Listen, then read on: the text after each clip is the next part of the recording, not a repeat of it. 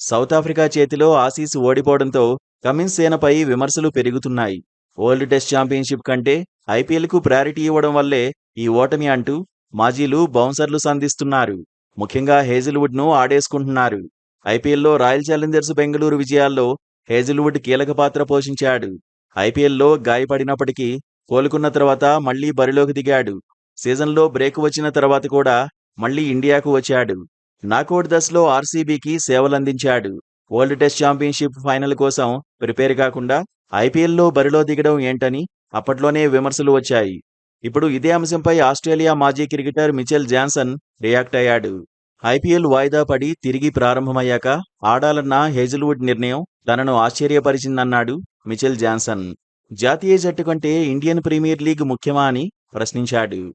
నిజానికి ఐపీఎల్ వాయిదా పడినప్పుడు Mitchell Starc, Travis head, Pat Cummins, Hazlewood స్వదేశానికి వెళ్లారు. మిచెల్ స్టార్క్ ఐపీఎల్ కోసం మళ్లీ రాలేదు. ఆఖరి లీగ్ మ్యాచ్ల కోసం ట్రావిస్ హెడ్, కమిన్స్ భారత్కు వచ్చారు. గాయం నుంచి కోలుకున్నాక రాయల్ ఛాలెంజర్స్ బెంగళూరు తరఫున హేజిల్వుడ్ బరిలో దిగాడు. ఫైనల్లోనూ ఆడాడు. ఆర్సీబీకి అడ్వాంటేజ్ అయ్యాడు. అయితే ఐపీఎల్లో సత్తా చాటిన వరల్డ్ టెస్ట్ ఛాంపియన్షిప్ ఫైనల్లో తేలిపోవడంతో విమర్శలు తప్పడం లేదు.